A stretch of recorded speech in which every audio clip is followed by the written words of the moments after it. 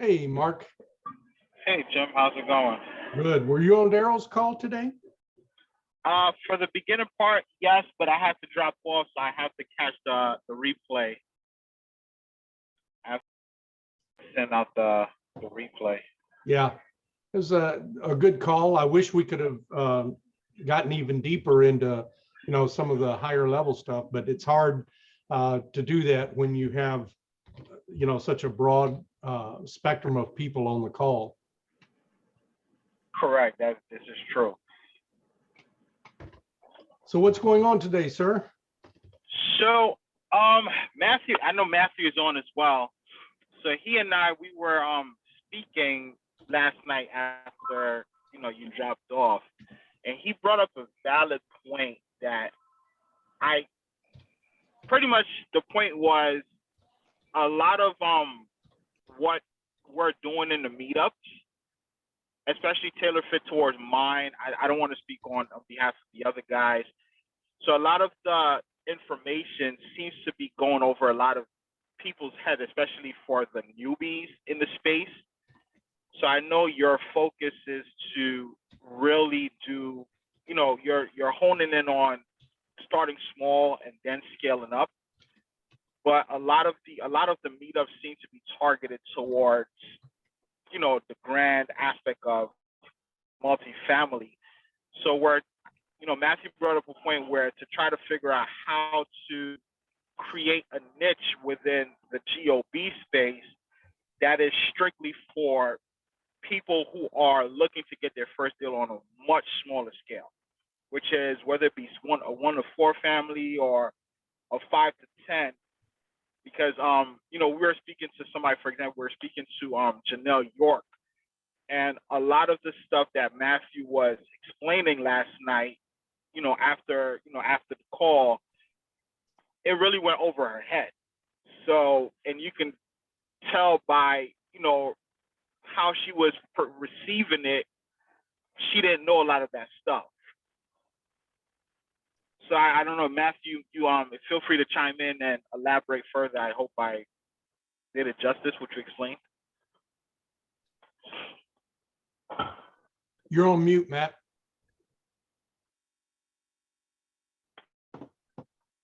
Sorry about that. Okay. Good afternoon, sir. Hello. Yeah, Mark. I mean, that's in a nutshell what it is. I've been on, I've been around, I guess, a month, for participating in various individual meetups, and there's a lot of people who are either just starting or haven't started yet. They're still dealing with, they're still dealing with just figuring out where to start, what to do, and I just think that there may be an opportunity to build them up to where eventually you want them to go, where that's multifamily, you're doing large scales and syndications. And I think you can literally build a pipeline of people for your syndications and deals if you can help them start and kind of get them going, right? Yes, it would take time. I'm thinking like a roadmap here.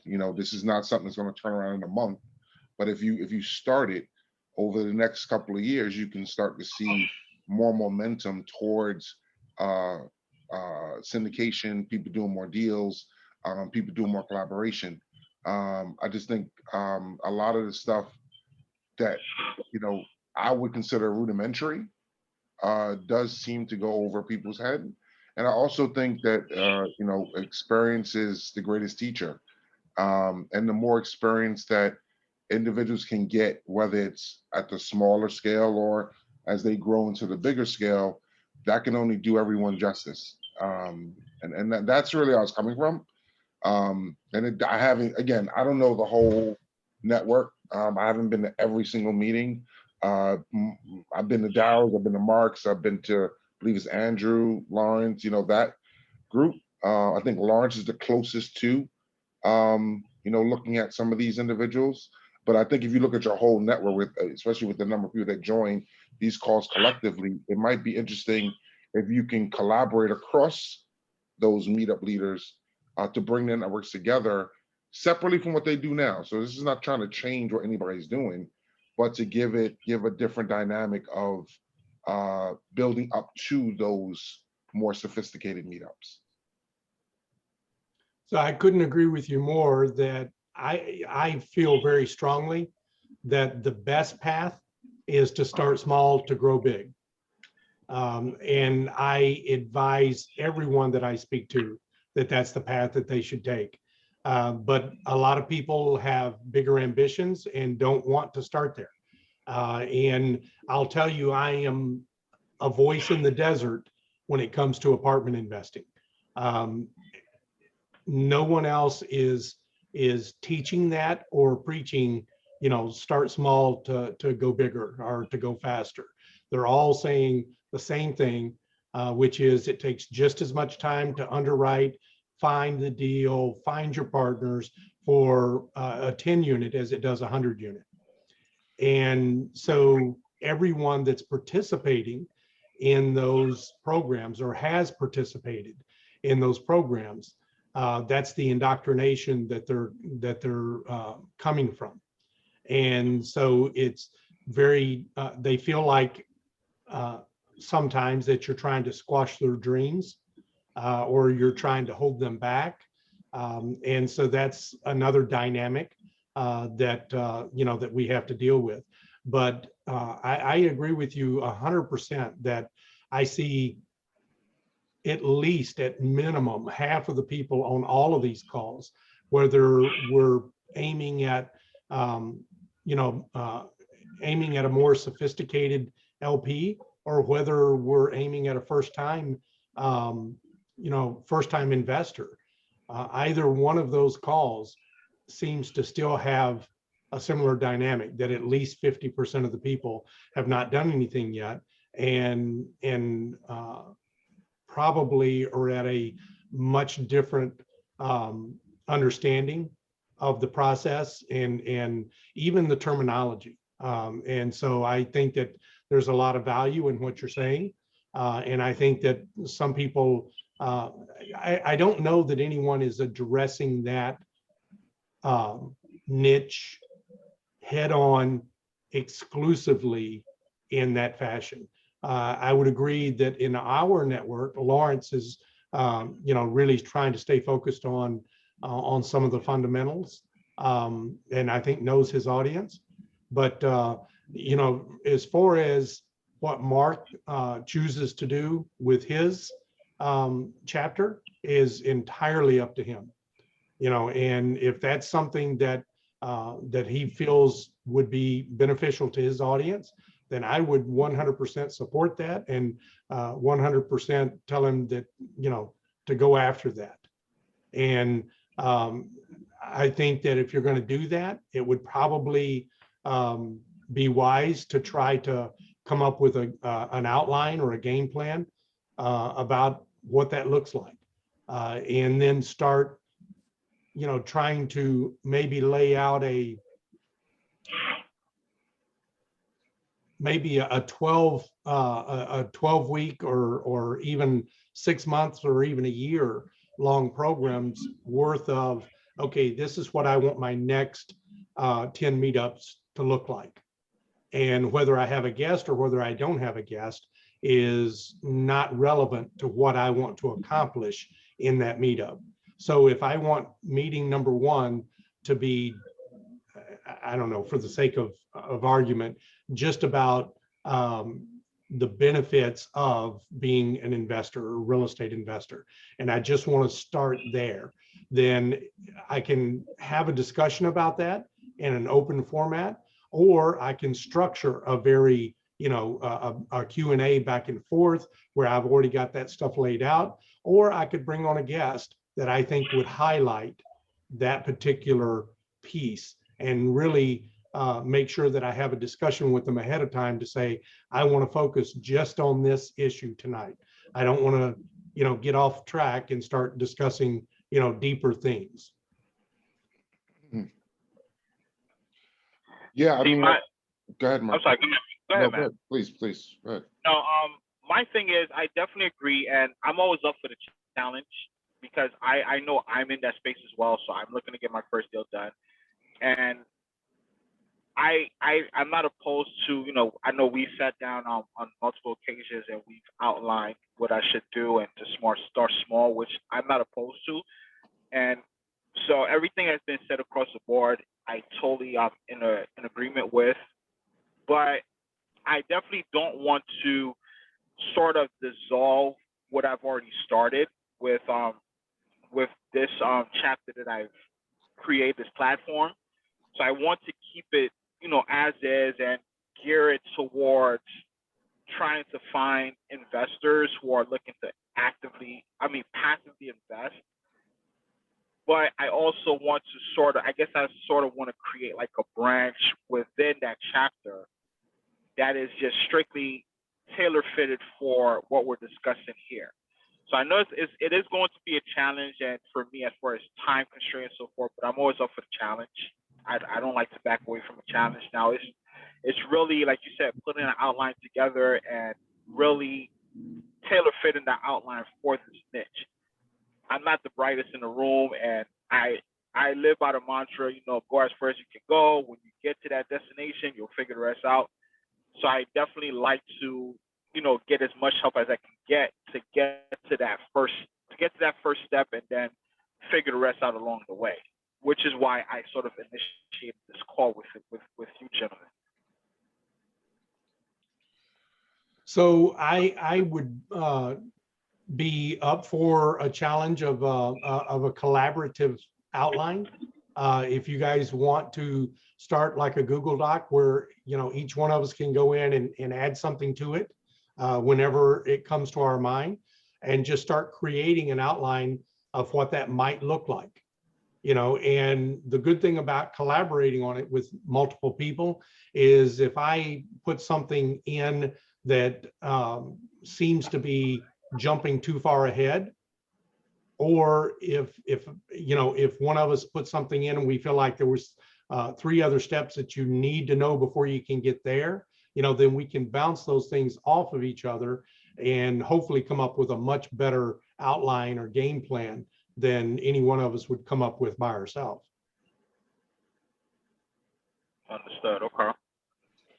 Yeah, and I think it would behoove the broader network because I think the goal at the end of the day is to build a pipeline of people that will want to passively invest or become GPs or collaborate with others in the network. I mean, ultimately, that's what you want to do. You want to build a pipeline into what you're building. And, I think it benefits everyone, not just, Mark's community to do that because these people are across all the communities, that's out there. And, the more people that engage in this, and if we can successfully even, if you're talking about 100 people, and if you can get 20% to kind of start taking those steps, you've moved the needle, collectively, so I do think, while yes, I'm happy to collaborate and share my ideas, I think we might want to also just think more broadly to have the biggest impact across the network because it will benefit everybody. I'm listening to Daryl's call and he's, looking for people to bring deals or bring LPs, etc. This is your pipeline right here. It's right in front of you. You just have to build them up enough to get them to that point. And once they do one, they sucked in. They'll do 2. They'll do 3. Just a matter of them getting in. So we've already started this process, Mark. I don't know if you noticed on the drive, this kind of schooling method, starting 1st grade, going through 12th grade kind of idea. We want to implement that and put it on the gobnetwork.com. And there's a document on the drive. If I can find it, give me just a second.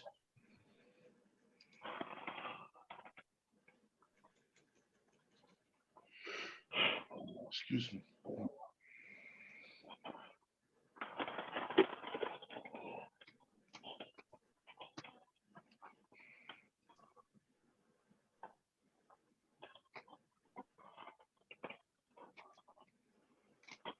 Okay, so I'm going to share this with you.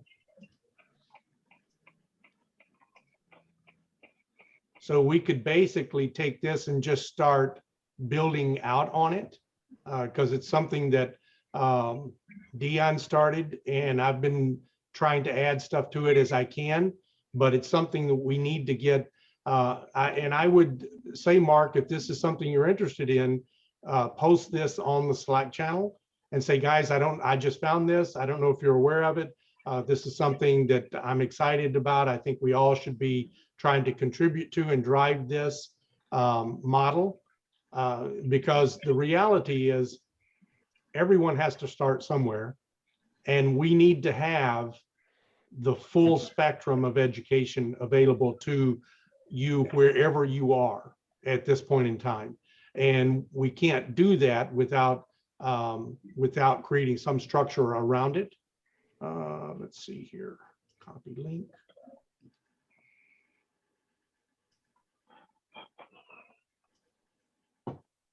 So at least, you know, you don't have to start from scratch. Chat. Okay, there you go. It's in the chat. So if that's starting too high level, and I think that, you know, this in the first start here folder, you know, I have that outline for if you're just getting started, how you might get started. But even that, I think, really is for the person who's already on this path of, look, I'm going to do 100 units or more, or 75 units or more. It really isn't aimed at someone starting off with a 4-unit or a 5-unit or a 10-unit. So definitely we could take pieces of that possibly, but I think that, you know, talking for somebody who's never invested before, who not as an active investor, you know, buying anything, or as a passive investor, either way, you know, and those can be mutually exclusive, but they also do not have to be. There's lots of people who are, you know, both active and passive investors. I'm one of those people. And there's no reason you can't be both, you know, if you have the capacity and the extra income to do it.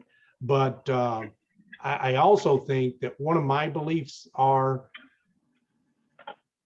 if you can help people become active investors and let them see how much work there is to actually doing it, that if they have the money, a lot of them will choose to flip over and be passive investors, because what they're really looking for is generational wealth and passive income. They're not looking, most of them are not looking to create a second job. Correct. You know, and sometimes though, it's a trust factor or a fear factor of letting go of your money. You don't know who to trust, you don't know who to partner with. So until you actually have done it yourself and you realize how much work it really is, it's hard sometimes for you to become a passive investor. You need to go through a little bit of that pain to realize, you know what, I see how much work it is. I don't mind that those guys are taking 30% anymore. You know, they probably should be taking more, you know, and they become passive investors. So in that scenario, you know, you're training them in how to be active, but in reality, you realize a lot of them, as long as you keep mixing in, you know, the benefits of being a passive investor along with that active training, then I think that you'll give them the opportunity. And the best passive investors, in my mind anyway, are people who 100% understand every aspect of the deal, because it's easier for them to get to that trust factor if they understand the numbers. I'd agree. Understood.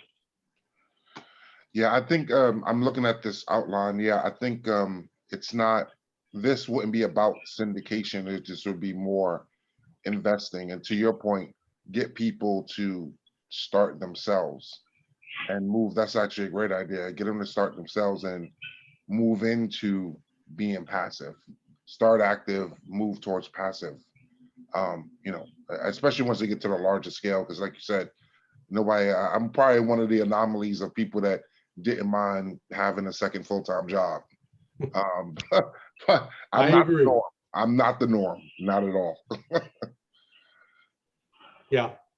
So and it's not that you can't do it. I mean, I know people that are syndicating and, you know, and they still have a full-time job, but somebody on the team does not have a full-time job. Yeah. Somebody on the team has the extra, even if they are getting paid a W-2, they have the flexibility that in reality, they're only making an appearance 20 hours out of the week. So they've got an extra, you know, 20 to 40 to 60 hours a week that they're dedicating to this business. And so, but for the vast majority of people, you know, you know, just trying to, if you're like Janelle, I don't know if she's married, I don't know if she's a mom, but you know, I'm thinking of Trina right now that Mark, I think you know Trina Chaco, but you know, she's a new mom. Just that alone, just trying to raise a baby, trying to be a good wife and trying to, you know, and having quit a professional engineering job, you know, it's not easy. And I think the biggest mistake we make is trying to make it seem easy for people. And someone like her, I think you can, if you can dedicate even 3 hours a day toward doing this, 5 days a week, 15 hours a week, if you can dedicate that much time, then we should be able to lay out an outline that shows you, okay, using 3 hours a week, what would be the most important thing you could do? Let's say, for instance, you wanted to start with a 4 unit. And what would be the number one thing that you have to do to ultimately get that 4 unit? What would be the second most important thing that you have to do? And try to, you know, at first we may not have them in order. At first we may just be throwing a lot of shit on a piece of paper. But then we're able to sort through it and say, well, you really can't do this one until you've done that one. Makes sense. Understood. Do we So- have an idea how many people have the financial ability, but haven't pulled the trigger in the network versus people who are just learning and they haven't gotten to the financial aspect yet? No, the closest thing we have to that, to be honest with you, Matt, is looking at their W-2 job. You know, so you can infer, but that doesn't mean anything because free cash flow is very different from how much money you make, right? Yes, it is. Yep. And I've seen people that make $40,000 a year save more than people making $400,000 a year. Yep. Very true. Very true. Very true. And we would like to get to a point someday where to reach a certain status within the network, you have to share your net worth and liquidity with the group in order to obtain a certain status. I don't know what that looks like yet. There's a lot of people that would openly share that, but there's probably more that are very uncomfortable sharing that. No. And so it's, you know, I still haven't wrapped my head around how I want that to look. Right now, for me, I'm trying to just make sure that net worth and liquidity are not an obstacle. So, you know, even though you may not have net worth or liquidity to take the deal down, you know, then I can provide that. Even though you may not have a job that allows you a lot of extra income, you know, we can also help overcome that. But for a lot of people, I mean, just the reality is you have people, a lot of people that have money don't want to partner with people that don't have money. You know, they don't feel like they have enough to lose. Right. And so they're afraid that they won't have the same level of commitment to the deal if things start to go bad in their life. You know, what do they got to lose? They can just walk away. Right. You know? And so I do think it's a lot harder for people that don't have money. I think that they have a much higher mountain to climb, and it's steeper. But I think there's a lot of ways to overcome that. I think that, and it's not just about finding a moneyed partner. A lot of times your moneyed partner does not need to be an individual. Mark and I have had a lot of discussions about, trying to work with certain organizations, whether they're profit or nonprofit, and trying to let them be one of your partners. In order to, there's lots of neighborhoods that have a lot of challenges. I can walk within a very short distance of where I live and find an empty building. It doesn't take very long to find an empty building. And most cities have a program or people that don't want to see that building empty, and will help you figure out a way if you are willing to kind of take charge, so there's, but that's not an area of expertise that I have. I know it's out there, but I don't have, quite honestly, I don't have the time to set aside to figure out how it works. But I know that it's there, and if I had no money, I would definitely be figuring it out. Right.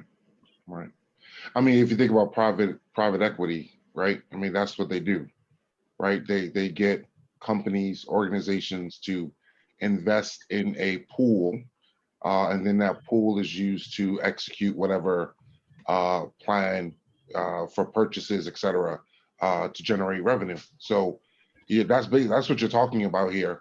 And you're right. Like, if you think about, one example, I think about there's an organization called PCHO, Person-Centered Housing Opportunities.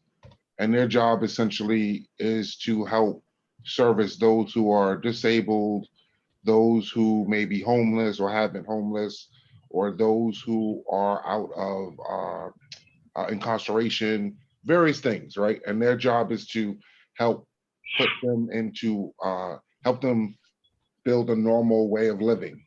And what they do is they buy properties and try to manage it themselves, but they're not property managers, right? They're not into development, right? So wouldn't it be great if you can partner with organizations like that that'll pay you, mind you, to do that, but then also rent the buildings from you. Yeah. For their specific, just for their people, like just some ideas like that you can think about that you can, and this is just one organization I know in my area, right? There's plenty of them that do other type of situation. Vets, ones that work with vets, for example. These are like easy, like, soft tosses here of things that can be done to really not just, get one source of income from, funding for the building, but then getting the secondary source from guaranteed rents, because it's all government stuff. There's a program with the Veterans Administration called VASH, where they will pay you to house homeless veterans. Yeah. They've got just like it's like a Section 8 program for homeless veterans. Now, I don't know enough about the program to know if they will partner with you. They will guarantee your rents. What I don't know is if they have a piece that will help you with the equity, and they may have. There's a program here in Chicago. I had talked to Mark about. It's called CDC Chicago. It's the Chicago Development Corporation. It's a quasi-profit, nonprofit organization that every bank has a federal charter that they have to set aside a certain percent of their funds, the loan funds, particularly for the underprivileged in their lending area. And most banks are not very good at loaning that money, and they don't want to loan that money, and they don't want to be responsible for that. So CDC comes in and buys those credits from them and says, we will manage that piece of your portfolio for you. We will loan those dollars out for you. And they specialize in it. And so they partner then with other nonprofits to try to take some of the properties that are on the tax roll that are not performing, and then try to work with investors to provide them cheaper money and more easily available money to get those rehabbed, get those properties rehabbed and back on the tax roll. And programs like that exist in every city. Mm-hmm. You know, I just don't know what they're called in every city. Right. You know, I just happen to know that one. Right. But I think I sent Mark a bunch of stuff from some emails. If you look at some of our very first emails, Mark, there's probably a bunch of links in there to those types of organizations that you could research and find out and start to network with those people and find out, okay, you know, can we figure out a way? What if we were to partner with you and say we will put back on the tax roll every boarded up, every abandoned building within this particular location? And just, you know, what does that look like? Will you loan us the money? Will you guarantee a portion of the rents or all of the rents? You know, do you want this to be a particular type of housing? You know, and like you said, Matt, a lot of times they just need a partner. They need somebody. They're not builders, they're not developers, they're not managers, and they need someone to come and partner with them to take on those roles. Mm-hmm. And unfortunately for us, that's usually a really big operation. You find that most of the people doing low-income housing are not mom and pop investors. They're not mom and pop syndicators. They're usually very large institutional players, Mm-hmm. because they have all the connections and they have the ability to put together that more complicated capital stack. You know, they understand we need a very simple capital stack. It has two pieces: Fannie and Freddie and our passive investors. And that's it. Their capital stack may have 15 different pieces in it. You know, it may have HUD as a piece. It may have this nonprofit as a piece. It may have a county and a city and a state piece. It may even have a federal piece. It may have a TIF district. It may have, you know, 2 or 3 nonprofits. You know, so if you don't know who the players are, and you don't even know what the first step is. Right. You know, and Mark is in a very unique position right now, I think, to start to find out who some of those players are by utilizing some of the contacts he's going to be making through the Rising Tide program. But, you know, if you want to really pursue this and you want to grow much, much faster, then you need to reach out proactively and start to meet some of these people. You know, start to figure out who the players are. And all you need is one. And then they can introduce you to 2, who then will introduce you to 3 and 4. Yep. All true. Yep. Absolutely. Great. So, Well, I guess, you know, let me know how I can help. I just want to throw that idea out there and, you know, not to just dump and run. But if I can be helpful, let me know. Well, you know. I'll ask you right away, Matt, have you partnered with any, have you done everything by yourself, or have you worked with some organizations to either source some of your deals, buy some properties from a charity or from a city organization, or do you know of anyone who has, or do you know of anyone in any of those types of programs? In Northeast, you know, yeah, RHA does that. They actually are looking for landlords and developers to help them manage their, you know, their portfolio or continue to build their portfolio.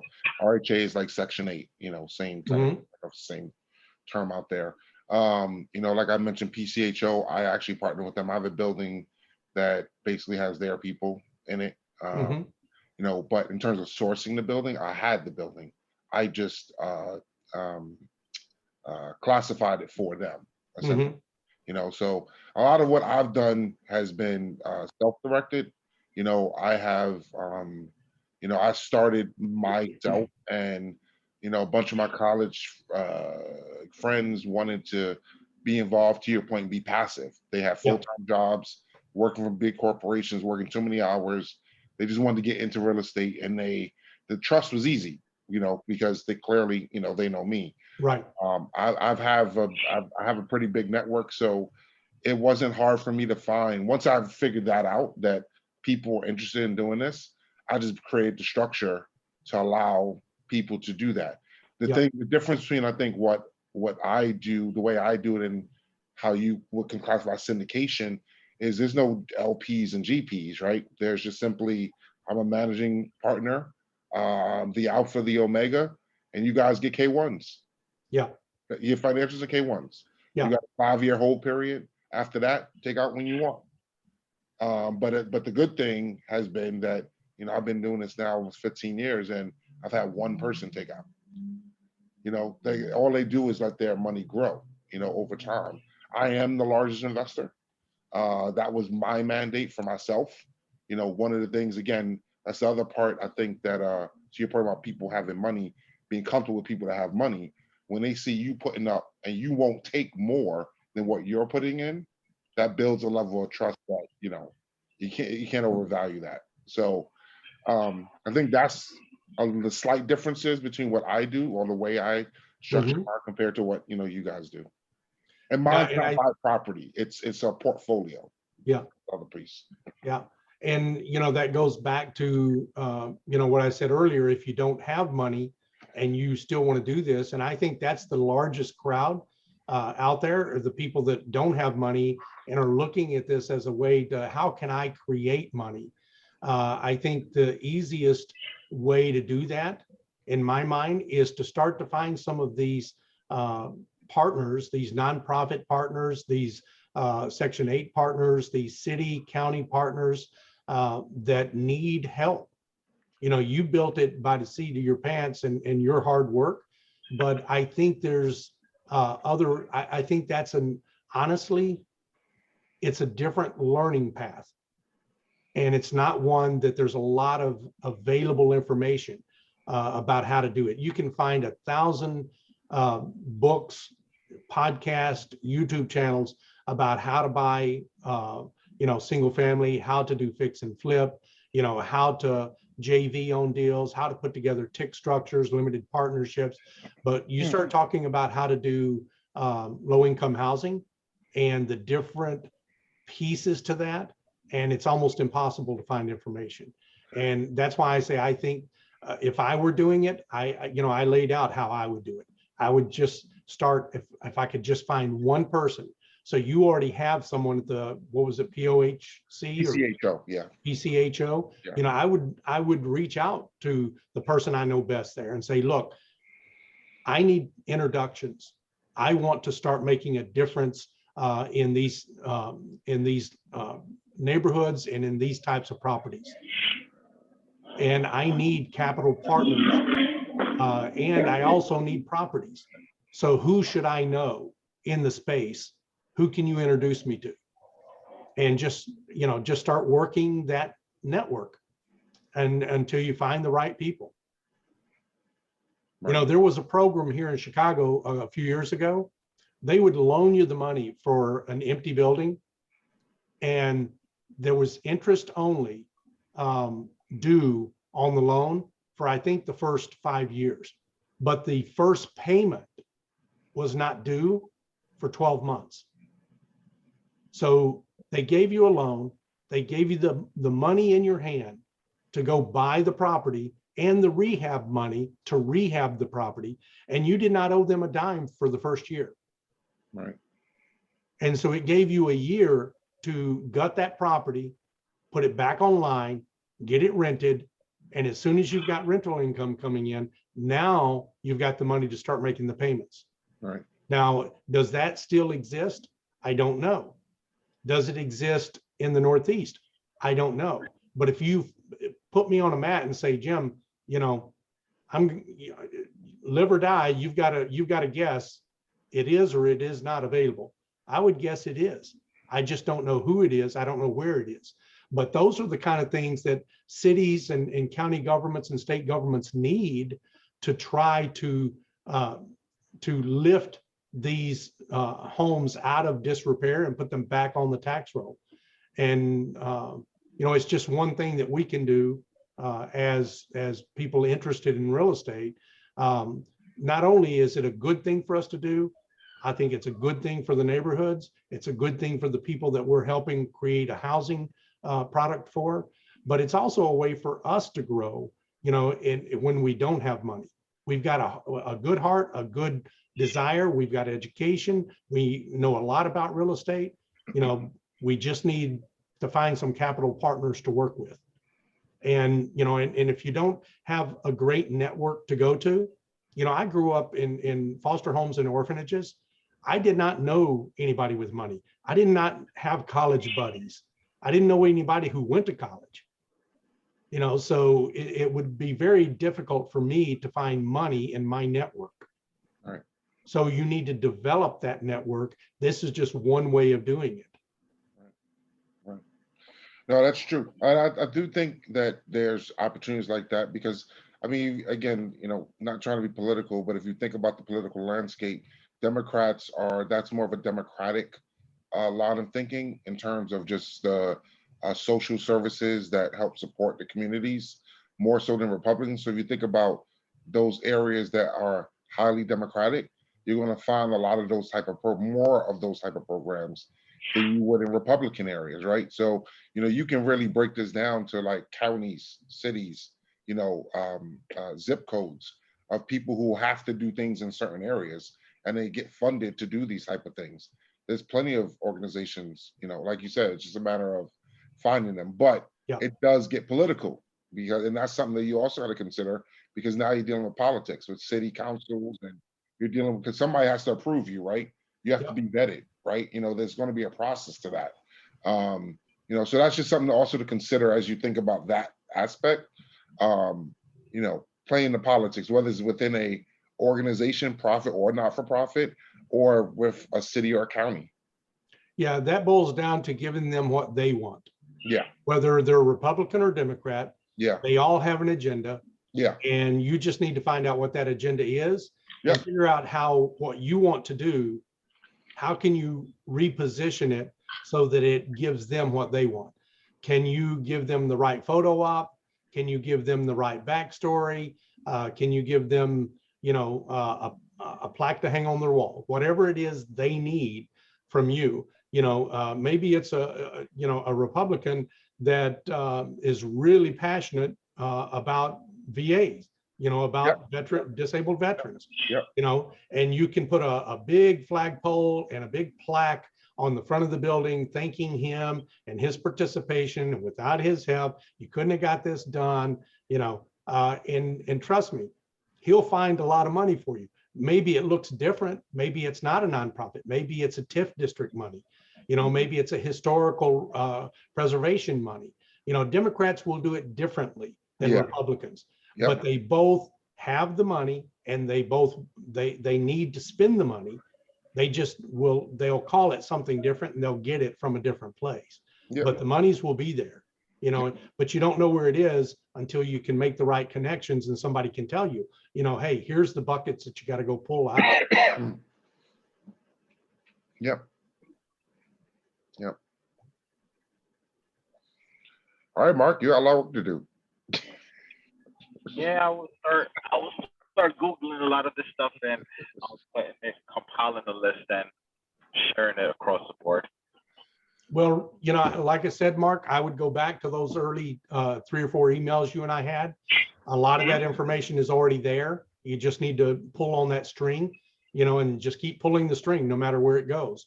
And really, really be very purposeful. And I know I keep saying this, be very purposeful about the connections you make through Rising Tide. Know who you want them to introduce you to. Target someone who's the head of HUD in your city and tell your instructor, I want to meet that person. I need an introduction to that person.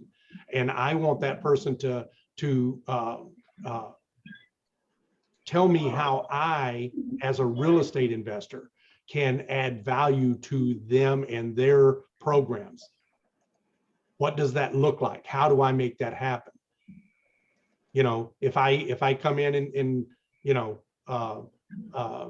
create a property management company, or if I come in and create a development company, if I come in and what does it look like? What do I need to do?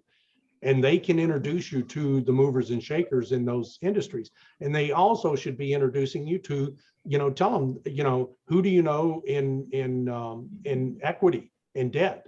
Who should I know in equity and debt? Who are the private equity movers and shakers in you know, in our metropolitan area? You know, how can I get introduced to them?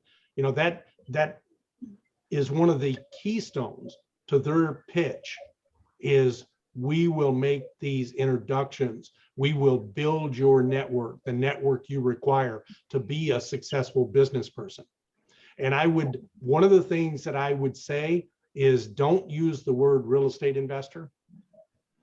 It does not have the same connotation for most people that it does for us. It's like being an attorney or a lawyer. You know, in some circles, that's a very prestigious title. In other circles, people look down their nose at them, think they're all shysters. You know, it's like a used car salesman has a certain image, you know. So I'm hesitant to even tell people that I had so many years in the automobile industry until I get to know them enough to feel like, okay, I feel I can trust them with this information. You know, so a lot of times real estate investors like the SBA has a program. You can get 90% financing on a mixed use property, but you have to occupy 51% of the building.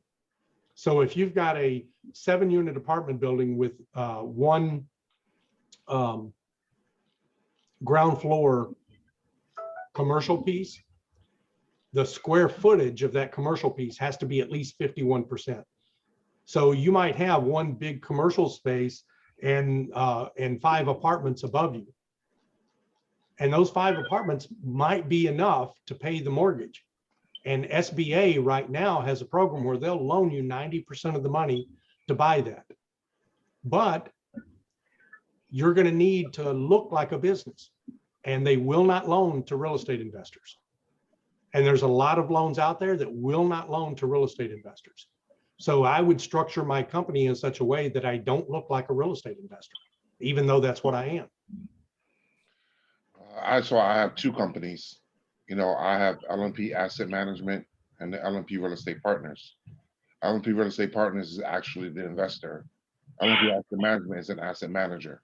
So it's not an investor. Yeah. It owns no property. It doesn't, you know, get rent for anything. So it looks, I separated the 2. Yeah. Such purposes, you know, so I can use either one as appropriate. Yeah, and I would say not only is that a good idea, but also, you know, have one that's Marc Cesar development, you know, or construction, or you know, or general contractor. You know, you can have multiple pieces. You can have multiple businesses. You know, it really doesn't cost very much money to have an LLC set up if you do it on the cheap. And in the very beginning, it doesn't need to be, if it's just you, you know, it doesn't need to be very complicated. Just something set up so that you look official. And the sooner you set them up, the better, because you can start to build that corporate footprint. In other words, you can be Googled, you can be found, you know, you can start a D&B file, you can start to get some credit issued, you know, get a credit card, and, you know, once a year, put something on it, you know, you know, or get a line of credit. You know, once you've got an LLC or an S Corp or a C Corp or something set up, once it reaches about 12 months old, you will start to get, you know, offers for lines of credit. And if you want to be proactive about it, you can get them even sooner. And the SBA will require you to have some of those structures anyway. So that's another thing. I'd be asking the Rising Tide people about, who do you partner with at the SBA? How come I don't know them yet? What are they gonna, when I need that SBA loan to get started, what does that look like? Structure do I have to have? What entity structure do I need? Am I gonna have to have X, Y, and Z? Okay. All right. Definitely, I'll get to work on that, and I'll also start outlining as far as the whatever we spoke in regards to in the beginning, in regards to helping tap in the niche of the newcomers who all the linguistics of apartment investment syndication is really lost. Trying to figure out a way how to, I guess, pull them together and start something where we can actually just start a game plan and get them actively looking at smaller deals and trying to find a way to partner with each other and take it down and just work, scale up from there. Mark, did you start an active campaign or AWeber or Constant Contact or anything like that? Not as of yet, no. Okay. GMAS offers a free one, a free version. It's not near as powerful, but it does have the ability to create a little bit of a drip campaign. And you could literally start a drip campaign for these types of investors where you just ask a series of questions that will guide you toward hopefully what they need to know. Why are you interested in real estate? Might be the very first one, and just, can you write me a paragraph on why you're interested in real estate? Okay. And the second one might be, what do you feel is going to be your biggest obstacle to becoming a real estate investor? And third one might be, what's the one thing that you think you need the most to get you started? And just create a series of questions that you send out as like a long form interview for each and every person, but you don't have to physically interview them. Okay. And you can start gathering that data and putting it into a database, and that will inform you also about how best to move forward. If you start getting 4 or 5 or 6 people giving you the same answer about what they need the most, then that's a topic that you need to address very early on. Okay. But I also want to say that you've put in a lot of work already, creating some partnerships and learning, the underwriting model for some of these bigger assets. And you can do multiple things at the same time. You can walk and chew gum at the same time. You don't have to abandon something that you've already spent a lot of time and effort on. I think that you should keep moving forward on all fronts. You might not be able to put 100% of your time into just one of them, but I'll tell you, once you start syndicating, you need to learn to be able to handle a lot of things all at the same time, because it will feel overwhelming. It will feel like you're drinking from a fire hose. And so, learning to do that very early on, juggling several different things at the same time, is probably good practice for when you get that first big one done anyway. Understood. Okay. Sounds good. So I'll definitely get to work on all of this ASAP, and again, I'll keep everyone in the loop as I progress. And Matthew, I'll definitely be calling on you, my friend, to assist with all this the newcomer stuff, the newbie stuff. So I hope I can count on you to assist. Yeah, and guys, if you can't tell, I am very interested in the topic. So please, keep me in the loop and let me know what I can do to help you guys out. If you want to have a weekly strategy call, or or just kind of catch up, or whatever I can do to help you guys pull it off and to get to where you want to go, please let me know. Will do. All right, gentlemen, All right. I've got 3 minutes to jump on the next call, so I'm gonna run to the All right. restroom real quick. All right, I'll talk to you later. Thanks, All right, Thanks, thanks, man. guys. All right, bye. Bye.